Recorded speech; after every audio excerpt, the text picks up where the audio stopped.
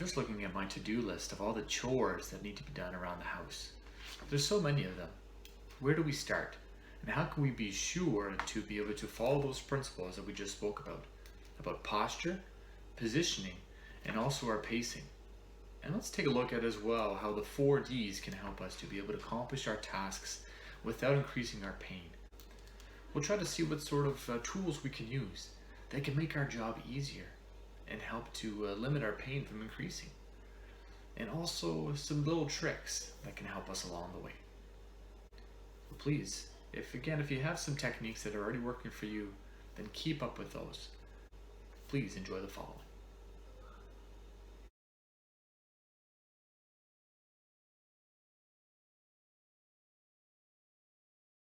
So welcome to my humble abode.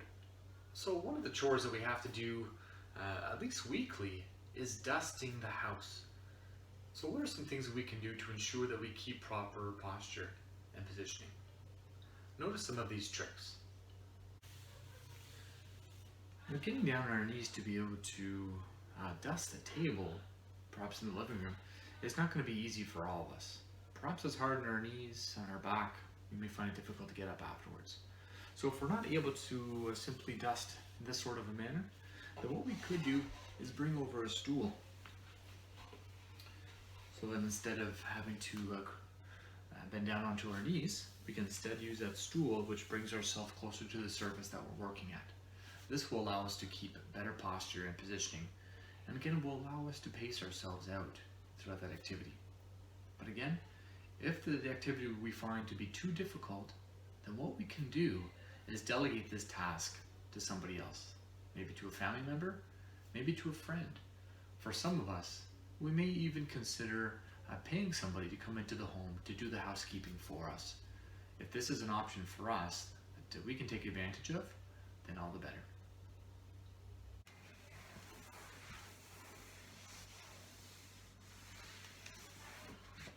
Now ideally, when it comes to any sort of dusting that we might do, we always want to keep everything that we're working at between our shoulder height and the height of our hips. We don't want to have to extend up really high to reach up, because we know this could be hard on our shoulders, it can be difficult for our neck, and it's hard to keep good posture. That will fatigue us easily and cause some troubles down the road. So again, we want to try to keep things between the level of our head and the level of our waist. So if we can't do so, what can we do to be able to reach higher up? Well, there are some various things that we can try. So one option that we could use is a telescopic pole. As you notice, this pole extends, and this becomes very handy when we're trying to reach those really high up spots, perhaps in the stairwell, perhaps in the corners we might see a few cobwebs. So what we can do, we can buy one that has a duster at the end, or in my case what I'm just going to do is put my cloth over top of the corner, and then I'm going to be able to reach up those spots I wouldn't otherwise be able to reach.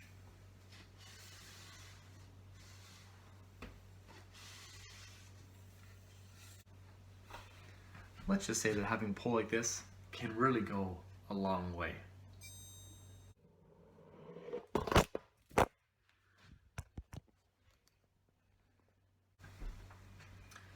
Another option that we could use is using a step stool.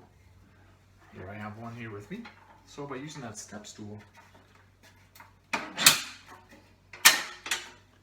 can keep again my targeted area between my shoulders and my hips, thus decreasing the pressure on my shoulders and allowing me to keep better posture.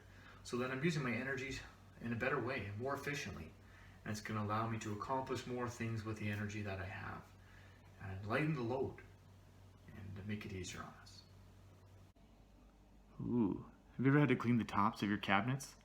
One trick that we could use instead to make it easier on us is lining the top of our cabinets with wax paper.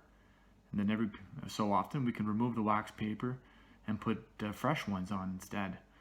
That will save us a lot of time and trouble instead of having to clean up all this gross stuff that ends up on top of here. Yeah, that's going to need some work.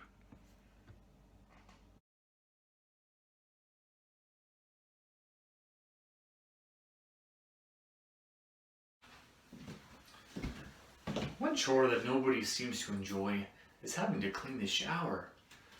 You know, all that soap scum that can get caught on those tiles can be very difficult to be able to get off.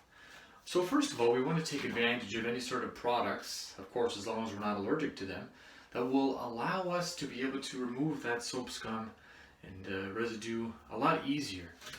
Today I'm going to be using something that's called Vim, but of course you can use whatever you have at home that you find to be helpful and that works great. Now first of all, a helpful tip is right after we finish having a shower, try to rinse off everything that's already there. That way the next time, most of that soap scum is already gone. So if we can invest in something like this, a removable shower head, that will allow us to be able to spray everything down, which makes it a lot easier for us for the next time. Now that I've rinsed the shower, I'm going to apply my product to the walls and to the bathtub. I'm going to allow that a few minutes to be able to sit to take effect to make my job a lot easier.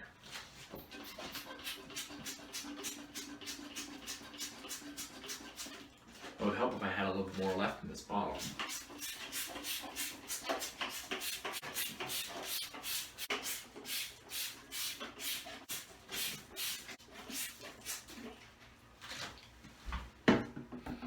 Okay, I'm going to make sure that I have my window open a little bit. And I'm going to let that sit for about 2 or 3 minutes. Let's start that timer.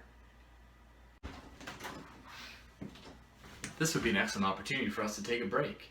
Maybe sit down, put our feet up for a little bit, or switch to another task that will be a little bit lighter for our bodies.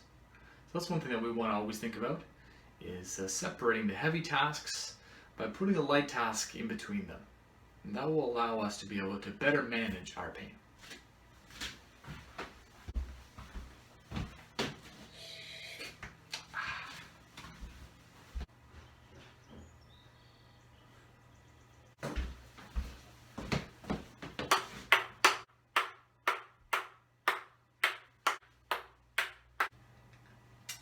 Well, it looks like my time is just about up, so I'm just going to wet my cloth and I'm going to start to scrub along those walls.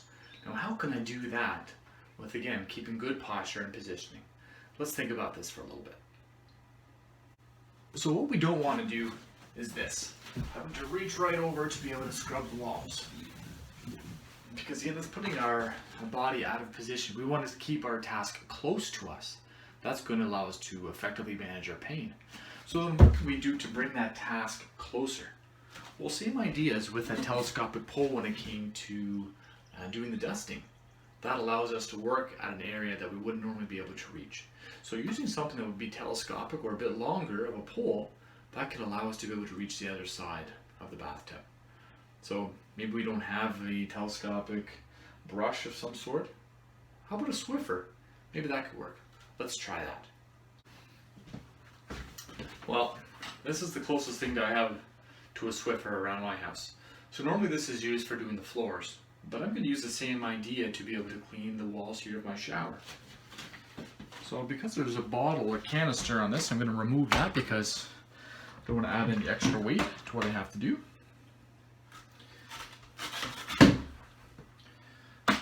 I'm just going to use my cloth that I was using. So I'm going to take my cloth, I'm going to wrap that over top of my little device here. Okay, so I've wrapped that cloth around, so I'm going to use that as my scrubber. So now, if I place that against the wall, that's going to allow me to keep my posture in line. Helps me keep my posture better, and actually this is a lot easier than what I was doing before by reaching across to the other side of the tub. So you can see that I'm able to keep good positioning. In fact, I can even put more force against the wall than I would normally with just my arms. So this has been very helpful. I can get right into the corners.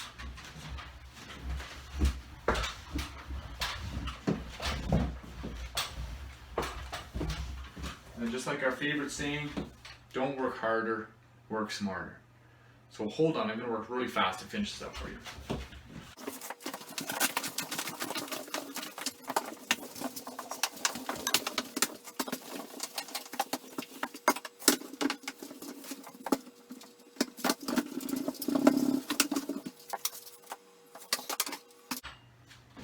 really made cleaning the walls a lot easier. Actually left me a little bit out of breath.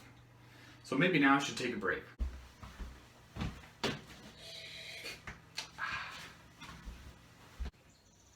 So now for cleaning the inside of the tub, I don't have to reach down and put myself out of position. So I'm actually going to sit right on the edge of the bathtub.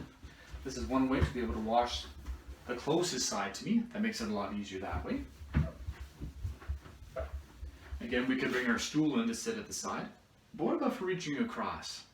Maybe perhaps again getting down on our knees is not very easy and that is very uncomfortable. So what we could do by sitting on that stool or changing our position, and then perhaps we can get our little trusty pole, and then we can work that across the other side to be able to reach all those hard to access corners.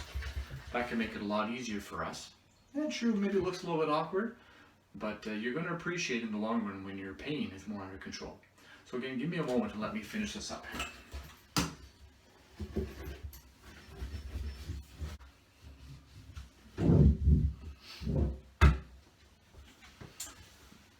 And there we go. We're all finished. So I'm just going to give a nice little rinse and then we'll be good to go.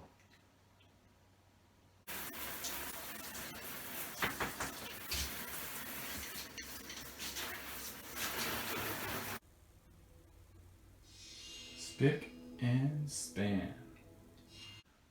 Another chore that we often find difficult is cleaning the windows and the mirrors. Oftentimes when we have to reach across to be able to clean, we find it difficult on our shoulders, and that can be hard on our neck, perhaps even hard on our back. So here's a couple suggestions that we could use as well to be able to make it a little bit easier for us to help us to manage our pain. First, of course, we spray on whatever we're going to use. Windex, vinegar works great as well.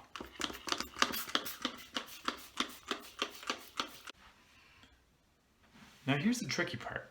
Oftentimes when we go to clean the mirrors, we're doing a lot of repetitive motions. We're twisting and turning, we're reaching over to be able to give that a nice clean.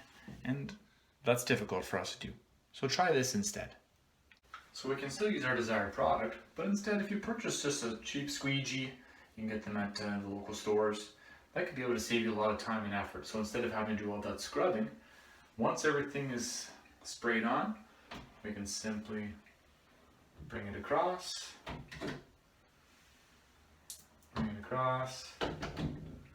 and one more time.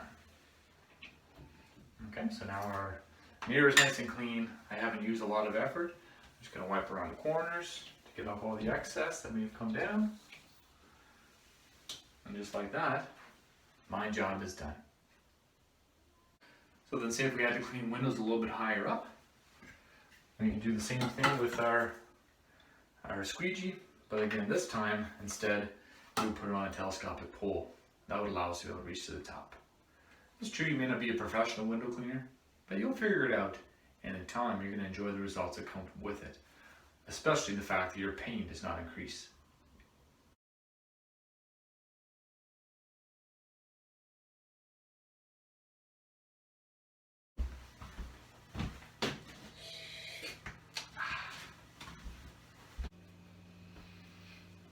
Well, our break is done. It's time for us to get back to work.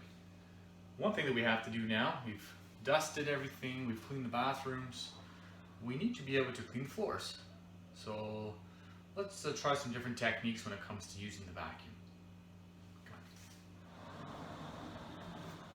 So when it comes to vacuuming, I must admit it, it's always been one of my favorite chores.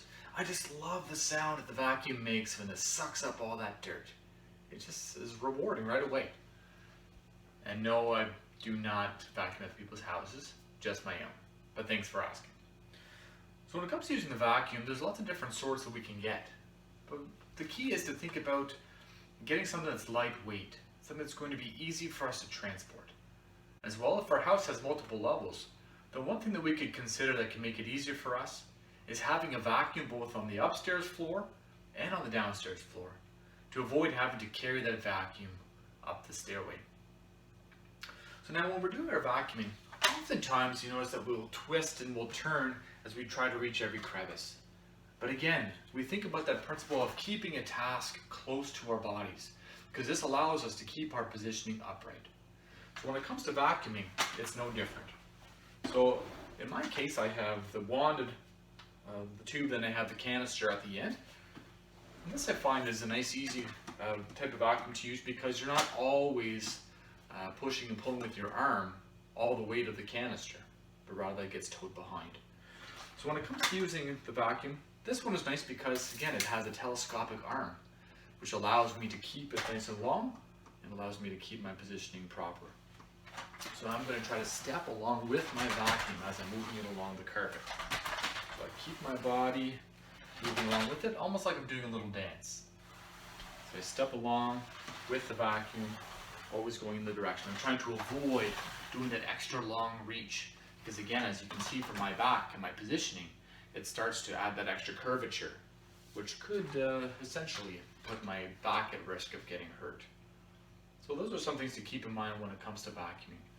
And we can even just walk forward, we can bring it backwards, especially if we like to make sure that all of the threads in the carpet are all going the same way. It just makes it look so nice and clean, doesn't it? All right then, let's get to it. But what do we do though if we find that a piece of furniture is in our way and we need to vacuum underneath it? Now it's true we could get on our hands and knees and be able to put the wand underneath. We could also again use that stool to be able to reach down low, or we could simply move that piece of furniture out of the way. Well, usually it's not all that simple though, is it? We could either push or we can pull that piece of furniture. But what is easier for our body? What do you think?